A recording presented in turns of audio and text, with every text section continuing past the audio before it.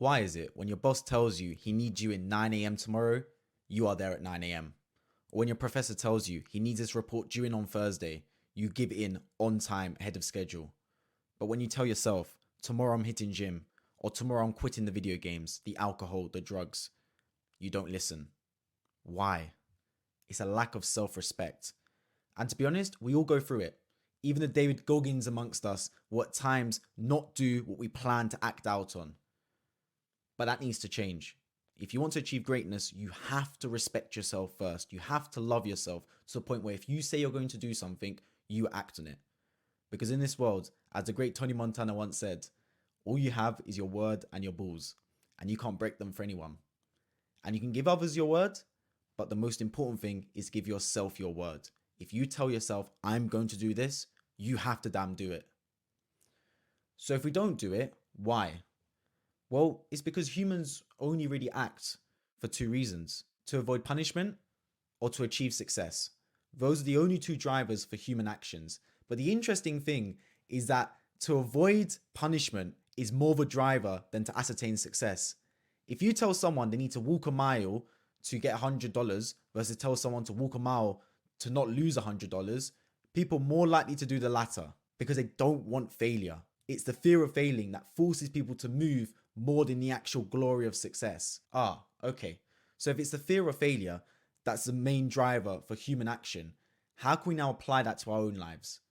Well, let's say you want to hit gym. What's the main reason people want to hit gym? They say, I want to hit gym so I can build a muscular body. That's, in their opinion, success. That's the outcome. That's the goal they want to achieve. Now let's flip it. If I don't hit gym, I'll be overweight. I'll be unattractive, underweight potentially, not muscular. That's the fear that can happen, and that can drive you. So I tell myself, I want to go gym so I don't look too lean or non-muscular. Not, I want to go gym to build a muscular body. I go gym so I don't look too skinny. And you can apply this thought process to any facet of your life. You have to make it so you have to do actions to avoid the punishment.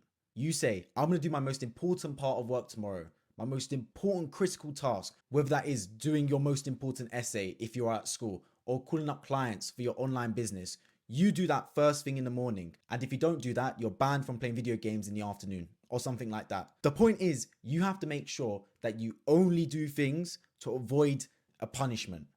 Make that so apparent in your life because now you will start to do things. And look, the only way this works is if you actually instill that in your life and not just say it and not stick to it. You have to actually stick to what you say. And it may sound hard because no one's monitoring you at the end of the day, right? Like if I tell my friend to meet him at 7 p.m. tomorrow and I don't show up, not only am I lying to myself, I'm lying to my friend.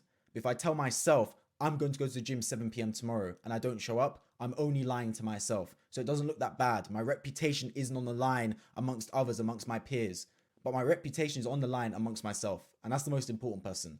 Because if you can't trust yourself, who can you trust in this world? You have to be able to trust yourself and trust your word. So when you tell yourself, I'm going to do something, make it happen. I want you to go to the comment section of this video and type in one important task you want to do today. Just one task. And then come back to the comment and reply to it when you've done it. Because you're putting out to the world, you want to do this task. And if you haven't replied to your own comment, everyone knows you've not done it. Now, obviously, it doesn't have to be something super personal. I appreciate not everyone wants to disclose everything they are doing. But it can be something as simple as, I want to go gym today. Or I want to call up 10 clients. Just something simple you want to do. Write it. Tell someone. Tell me. Tell the comment section. So people know this is what you are saying you're going to do. So if you're not lying to yourself, at least you're lying to others as well. Think about how successful we would be if every time we told ourselves we are going to do something, we end up doing it. Every time I told myself, I'm going to call 100 people this morning for my business. I'm going to go to the gym at 3 p.m. today. Every single time we told ourselves something, we do it. We'd be so successful. We'd be in the best shape of our lives, the best monetarily, intellectually. So we know what to do. As humans, we know the right course of action. We just don't take it. Everyone sitting here knows exactly what they need to do waking up this morning. They know exactly what they need to do.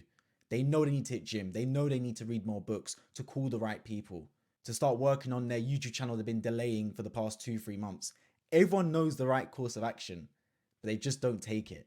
Look, not everyone is going to do exactly what they set out to do. As I said before, even the best amongst us don't do 100% of the things they are going to say. But the more you do, that will give you the highest likelihood of achieving success and having a good day. If you woke up tomorrow morning and did everything you set yourself out to do, that's a good day. It's when you have tasks and you wake up and you do none of them. You just sit on your ass. But that feeds into another point. The biggest route to procrastination and not doing what you're set out to do is not having tasks to do.